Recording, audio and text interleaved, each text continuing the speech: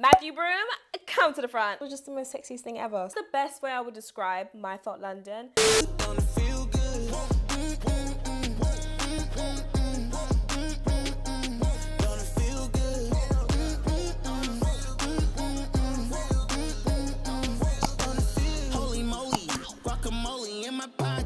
Hey guys, welcome back to my channel. It's Joy. If you're new here, I am an entertainment reporter, content creator, and influencer, and I post all things entertainment, lifestyle, and fitness. So if you're into that kind of thing, the behind the scenes of going to all these events, these film premieres, interviews, junket content, it is the home right here. Today we're going to be talking about My Fault London, my thoughts on it, how it compares to Culpa Mia, the most streamed film on Amazon Prime in 2023, based on a Wattpad story, giving you my thoughts on it and my review to kind of inspire you to check out My Fault London yourself. And if you haven't seen it already, Culpa Mia. If you want to know my thoughts on it and if you should watch it, keep on watching and let's get into it. I just want to caveat and say this video is going to be filled with a bunch of spoilers. So if you haven't seen Culpa Mia and if you haven't seen My Fault London, and if you want to see it but you don't want any spoilers, I'd click off this video and come back to it once you've watched Culpa Mia and My Fault London together. So I got to attend the global premiere of My Fault London last week and it was absolutely so amazing. It was an absolutely incredible event.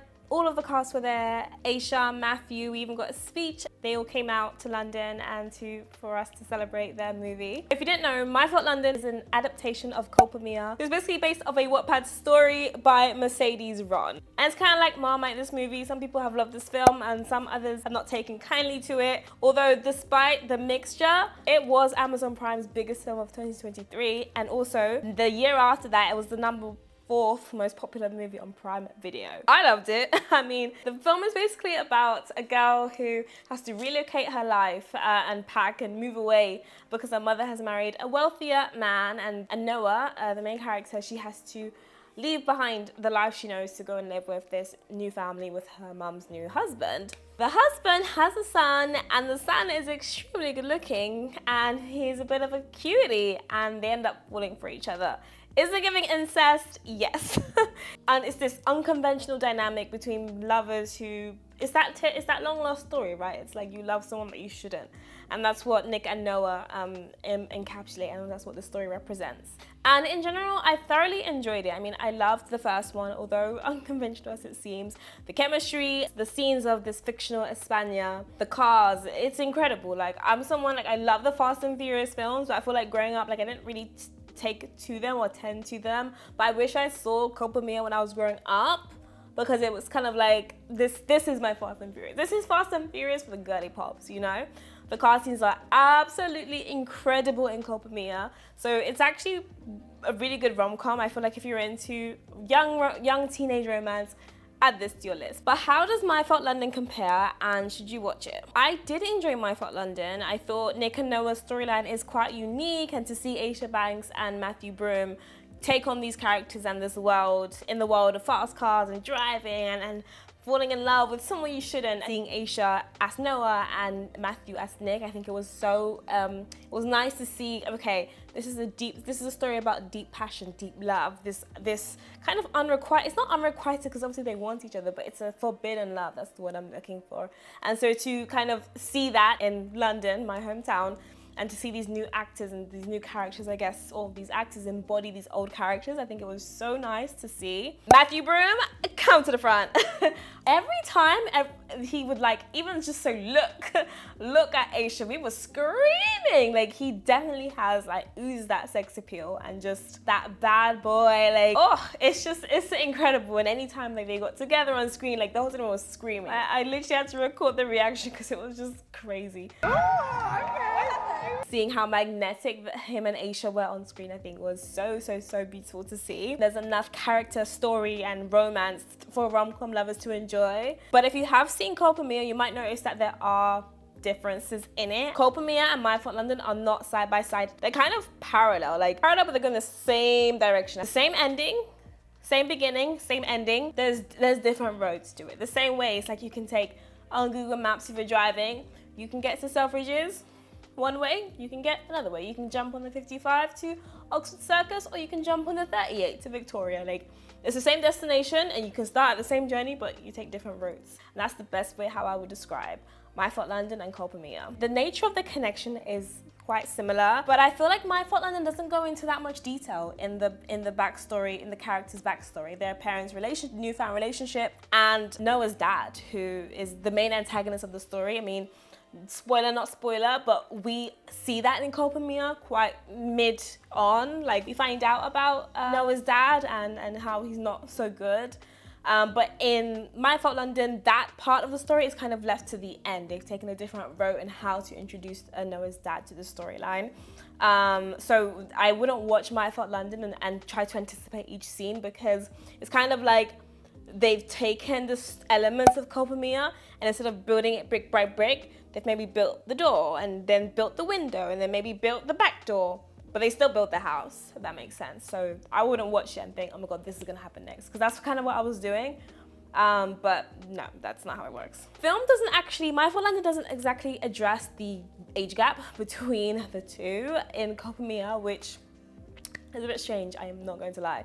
Noah is 17, she's not even 18, and Nick is 22 or 21. I mean, that's a bit crazy.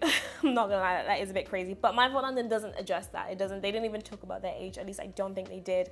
And so if you had an issue with that, if you thought that was quite unconventional, if you had an issue with the fact that there was a crazy underage age gap between the two, My Fault London doesn't really explain that. And on that, the forbidden nature of their relationship, them not being allowed to be together, the age gap, the parents finding out.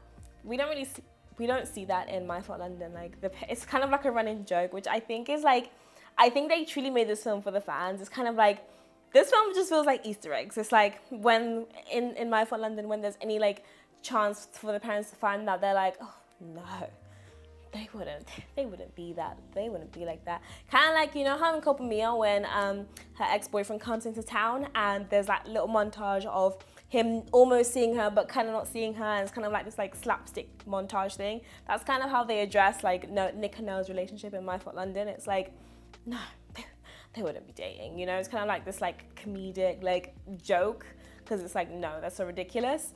So just to, I guess, make you aware of that. Like I said, My Fault London is not a carbon copy of Culpa Mia. There are certain characters that we see in films, in each of the films, that we don't see in each of the films. So you can expect to discover new characters or new takes on characters. And in terms of characters and setting, for someone who's not, doesn't live in Spain, who doesn't speak Spanish, who, I listen to some like reggaeton and some like, you know, Spanish speaking music. So when I saw Culpa Mia, like to hear, I think Rosalia was in one of the tracks and they played, Gasolina. Oh, what a tune. So it was so nice to see that in Culpa Mia, to see, you know, these songs that I know and love, and the language that I know and love. And so if you don't live in London, and if you're not a London native, if you're not from the UK, watching My Fault London, I think, can be nice to just see what it's like to be in London. Can I just say, Matthew Broom was so charming as Nick. Like, I literally was like, oh my God, I am moist. Like, what's going on? Like, but I will say, there is nothing that can compare to the language of Spanish. I think it is the most romantic thing. Oh, I'm even getting chills thinking about it. When Noah said, I literally had to pause the film and text my friend. When Noah said, you don't deserve kisses, you deserve Spanish. Oh, he was like, you deserve volcanic eruptions in your mouth. Oh my God. But obviously he said it in Spanish. It was just the most sexiest thing ever. So I feel like if you want that, like, it depends. I feel like because I'm from London, like, London Riz, it just doesn't really get to me. So if you're looking for like that deep, like, Riz and like sensual, like, oh my God, game, I feel like you're definitely gonna find that in Culpa Mia, less so in My Fault London, but I feel like that just depends, like, I guess, what floats your boat. But that being said, like, Matthew Broom does absolutely kill it, because the way we were swooning in that cinema, every time he even so much looked at Noah, that was just crazy. Now let's talk about the race car scenes in My Fault London. I thought they were spectacular. I feel like in Culpa Mia, like, there were some iconic scenes, especially that bit on the pier near the water. Like, that was just such an iconic moment in that film. And I feel like My Fault London definitely does have its fair share, or plays its part when it comes to the race car driving moments. I think they're super cool. Like, it made me think, it was a thrill. Like, it made me be like, oh my God, I want to drive. And speaking of, I actually did my own way race car experience in collaboration with this film. I got to be Doa, basically drive with a really fast car. That was such a cool experience, and I'll be linking that video somewhere here. The race car scenes in My Fault London definitely makes you, I watched it in the cinema and I was like, whoa, I want to drive. Like, I want to drive. This is so freaking cool. Like I want to just watch this and feel like this every single time I watch. I want to follow this every single time I watch a film. The race car scenes in My Fault London were just so encapsulating and so real.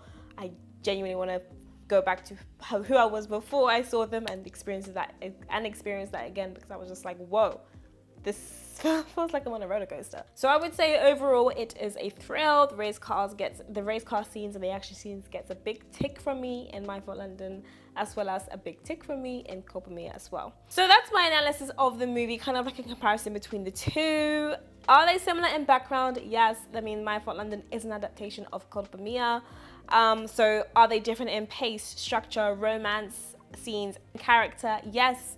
The two films are, I guess, standalone, different. They follow the same, they have the same ending, same beginning, but how they get there is very different. So if you're a fan of Culpa Mia, I will definitely check out My Fault London to just embrace these characters and the storyline again, but have it told in a new and fresh way. Which one is better? Well, that's up for you to decide.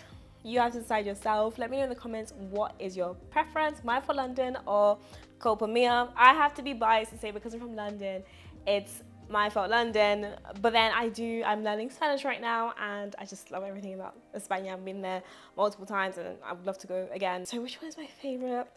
I don't know. It's hard to say. I don't want to say. Maybe I'll do another video on that, but it's hard to say it out loud. Once we've seen it, once you've debriefed it, then I'll say which one's my favorite. That's it for this video. I hope you enjoyed this analysis, and yeah, let me know your thoughts in the comments, and yeah, I'll catch you guys in the next video. And make sure you check out my brand hatch race car drive experience, where I got to be Noah for the day and basically be in a race car, which was insane. So make sure you check that out, and I will catch you guys in the next video.